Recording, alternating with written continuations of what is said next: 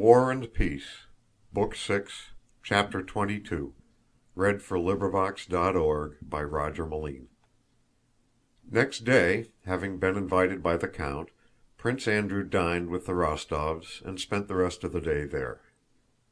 Everyone in the house realized for whose sake Prince Andrew came, and without concealing it he tried to be with Natásha all day.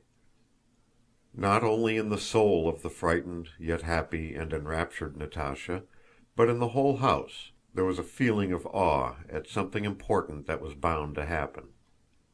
The countess looked with sad and sternly serious eyes at Prince Andrew when he talked to Natásha, and timidly started some artificial conversation about trifles as soon as he looked her way.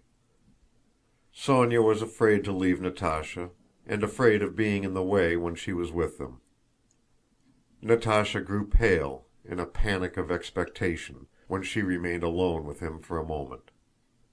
Prince Andrew surprised her by his timidity. She felt that he wanted to say something to her, but could not bring himself to do so. In the evening, when Prince Andrew had left, the countess went up to Natásha and whispered, "Well, what?" "Mamma, for heaven's sake, don't ask me anything now. One can't talk about that," said Natásha. But all the same, that night Natásha, now agitated and now frightened, lay a long time in her mother's bed, gazing straight before her. She told her how he had complimented her, how he told her he was going abroad, asked her where they were going to spend the summer, and how he had asked her about Borís. "But such a... never happened to me before," she said. "Only I feel afraid in his presence. I am always afraid when I'm with him. What does that mean? Does it mean that it's the real thing? Yes? Mamma, are you asleep?" "No, my love, I am frightened myself," answered her mother. "Now go." "All the same, I shan't sleep. What silliness to sleep! Mummy, Mummy, such a thing has never happened to me before," she said, surprised and alarmed at the feeling she was aware of in herself. "And could we ever have thought?" It seemed to Natásha that even at the time she first saw Prince Andrew at Otrádnoe she had fallen in love with him. It was as if she feared this strange, unexpected happiness of meeting again the very man she had then chosen (she was firmly convinced she had done so), and of finding him, as it seemed, not indifferent to her. "And it had to happen that he should come specially to Petersburg while we are here. And it had to happen that we should meet at that ball. It is fate, clearly it is fate that everything led up to this. Already then, directly I saw him, I felt something peculiar." "What else did he say to you? What are those verses? Read them," said her mother thoughtfully, referring to some verses Prince Andrew had written in Natásha's album. "Mamma, one need not be ashamed of his being a widower." "Don't, Natásha. Pray to God, marriages are made in heaven," said her mother. "Darling Mummy, how I love you! How happy I am!" cried Natásha, shedding tears of joy and excitement and embracing her mother. At that very time Prince Andrew was sitting with Pierre and telling him of his love for Natásha and his firm resolve to make her his wife. That day Countess Hélène had a reception at her house. The French ambassador was there, and a foreign prince of the blood who had of late become a frequent visitor of hers, and many brilliant ladies and gentlemen. Pierre, who had come downstairs, walked through the rooms and struck everyone by his preoccupied, absent-minded, and morose air. Since the ball he had felt the approach of a fit of nervous depression and had made desperate efforts to combat it. Since the intimacy of his wife with the royal prince, Pierre had unexpectedly been made a gentleman of the bedchamber, and from that time he had begun to feel oppressed and ashamed in court society, and dark thoughts of the vanity of all things human came to him oftener than before. At the same time the feeling he had noticed between his protégée Natásha and Prince Andrew accentuated his gloom by the contrast between his own position and his friend's. He tried equally to avoid thinking about his wife and about Natásha and Prince Andrew, and again everything seemed to him insignificant in comparison with eternity. Again the question "For what?" presented itself, and he forced himself to work day and night at Masonic labors, hoping to drive away the evil spirit that threatened him. Toward midnight, after he had left the countess's apartments, he was sitting upstairs in a shabby dressing gown, copying out the original transaction of the Scottish Lodge of Freemasons at a table in his low room cloudy with tobacco smoke, when someone came in. It was Prince Andrew. "Ah, it's you," said Pierre with a preoccupied, dissatisfied air. "And I, you see, am hard at it." He pointed to his manuscript book with that air of escaping from the ills of life with which unhappy people look at their work.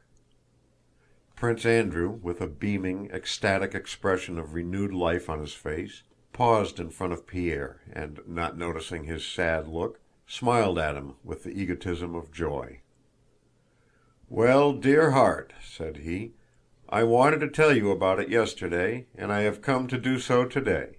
I never experienced anything like it before. I am in love, my friend."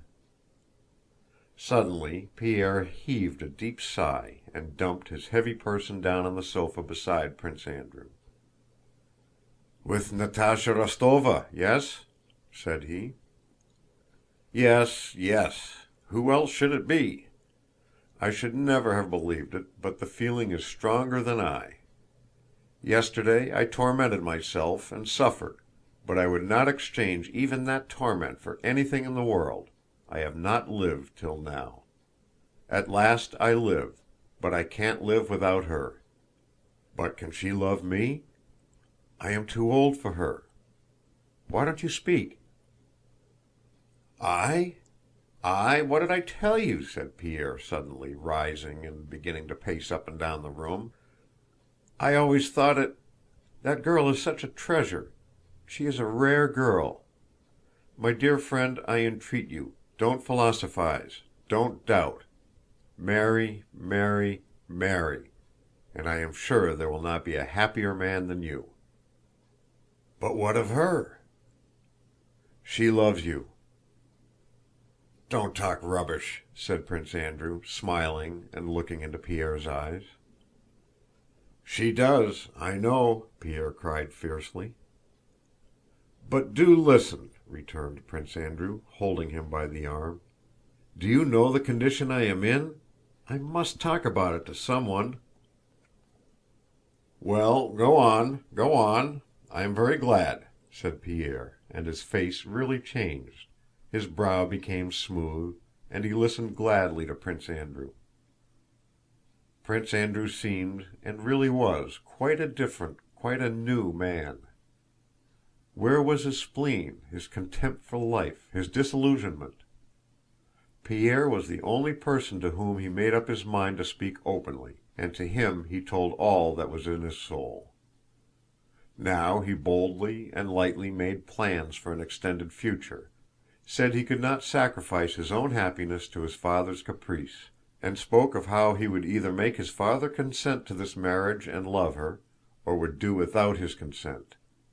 Then he marveled at the feeling that had mastered him as at something strange, apart from and independent of himself.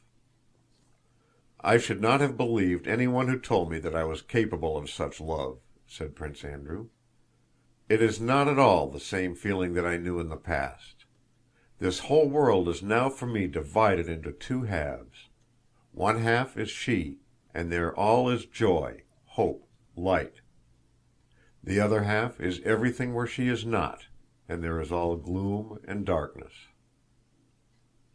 "Darkness and gloom," reiterated Pierre. "Yes, yes, I understand that."